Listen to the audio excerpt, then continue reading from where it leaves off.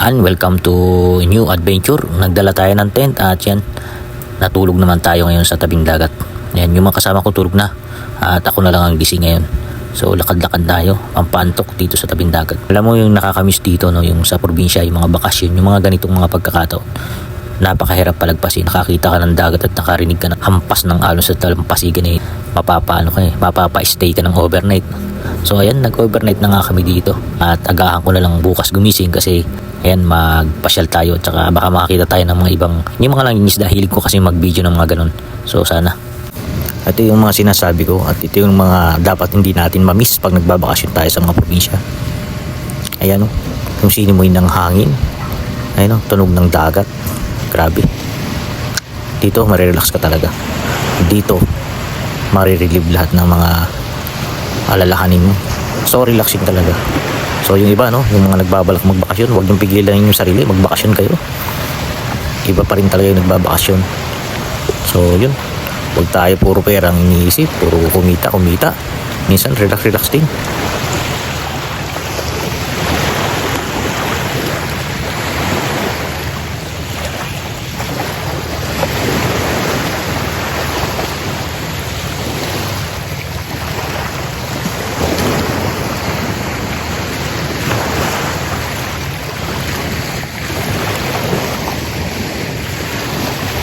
Yan ang mga tanawin na talagang hindi mo matatanggihan. Parang hinihila ka. Pag nagbabike ako, nakakita ko ng ganyan sa isang lugar. Humihinto talaga ako eh. Nagkakape.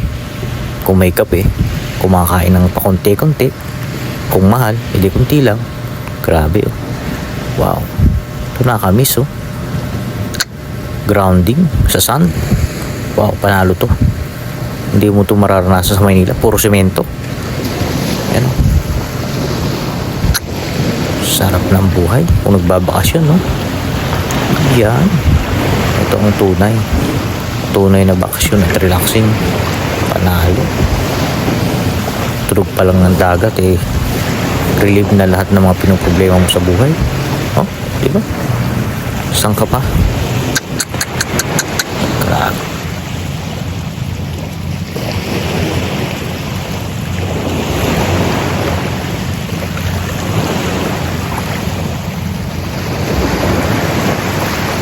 Ayan, naganap na nga ang naantay ko.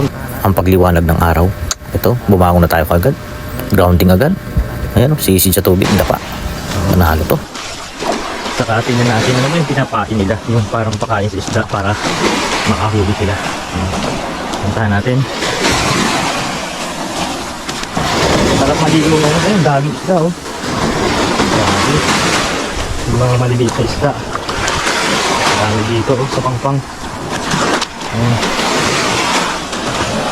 Ayan, pinuntahan ko na nga yun sa may malayo. May mga nangingisda. Yun ang gusto kong makuwanan. Mga videohan ko kung talagang malalaki bang nahuli. Balita dito, pating daw nahuli dito eh. Yan, tayo ang biwas ay. Wala. Naliit ang biwas ko. Nahuli sila ng isda. Tingnan natin kung may huli na sila. May huli na kayo po. Ayun, tingnan natin. Magaling nilang manghuli. Ay, Jesus, may Riosip butot. Akala ko pating. Diba?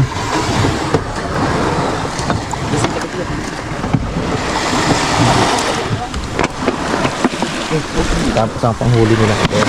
Paano yan pinapain? Tinatanggal doon sa shell? Oo. Saan nyo kinukuha yan? Nangingilaw po. Sa gabi. Oo. May mas malalaki pa kayong nahuhuli dyan? Ganun. Wala pa lang pong nasibad. Wala pa.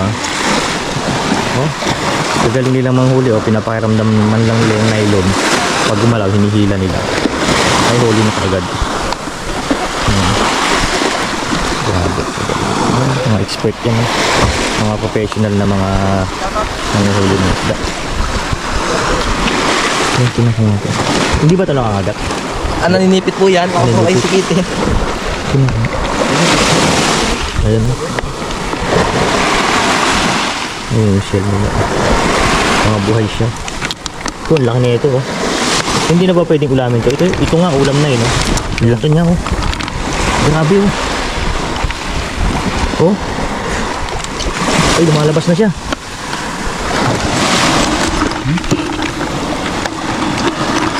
Ay, lumalabas siya sa loob. Oh. Grabe. So, ayan. Tignan natin. Nakahuli sila.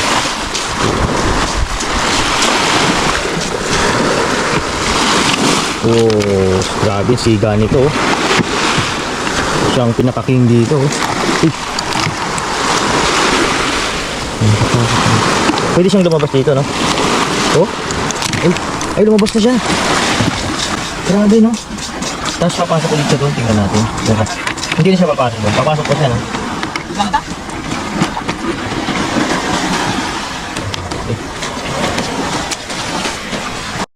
Ito yung ginamit nilang pang kain. Kinuha lang nila yung katawan. Yung pinuhay ko po. Oh.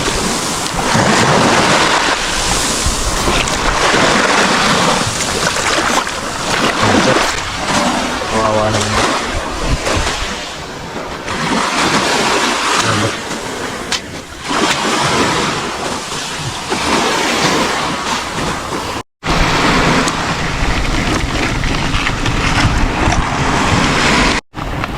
So ayan yung mga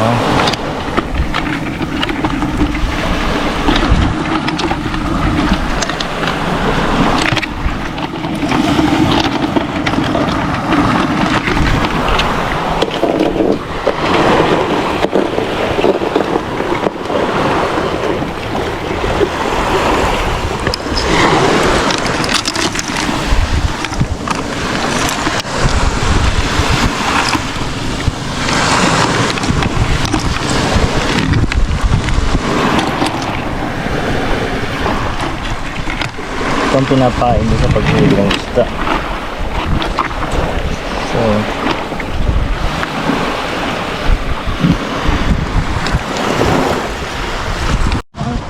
ayan, mag-ano tayo ng bangka. Tatanggalin nata ito. Iwarin nga dito. Dito sa kapila. Tinangkap ko na. Dito, hindi ko alabas. Ako lahat yung food dito. Hindi, iangat natin. Iangat. Sa kabila, utoy. Dito, dito pa dito para kumalas mas. Yan. Isa pa. Ayun na. Uy, kabila na. Hindi mas. Hindi ko kabila na sulit. Karga tabungan. Ano sarap na tubigat lahat? Sa baba. Waling nga nyo ya, Pornay. May pampunto kaya yun yun.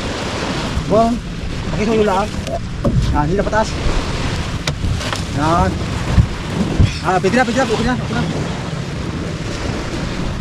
Pwede na. Ayan. Kabay ko na ako. At nilipat namin yung bangka dito. Kinastop. Tulungan natin. Saan nakatabi? Ito mo na eh. Bye.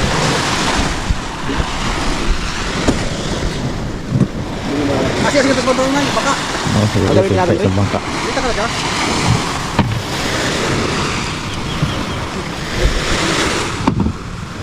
Pinagamit mo yung bike mo, Jay? Ha?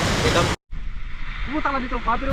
At yun na rin yung pagkakataon na makausap ko si Manong na kinausap ko siya na gusto kong sumama sa pangingisda. Iba-vlog ko lang kasi mas maganda yun eh, yung mas maraming huling isda at saka malalaki. Pupunta sila sa laot. Yan, so babalik daw ako hapon. So yun ang pag-usapan namin. Oo, tapos sasama po ako. Oo, mag-itingat ng mga alas 2, alauna ka Ng gabi. Okay po. Oo. Tapos ang balik po noon, hapon na. Alas 2. Sige po. Sige po, sasama po ako minsan. Thank you po. Ayan, at abangan nyo yung parto nito. Siguradong parto nito, nasa laot na ako. At siguradong ipapakita ko sa inyo, hindi basta-basta mga isda. Malalaki. Mga pating na siguro yun. Kasi laot na yun eh. So abangan yung parto nito, no? So ayan, hanggang dyan na lang muna ang video ko. Thank you.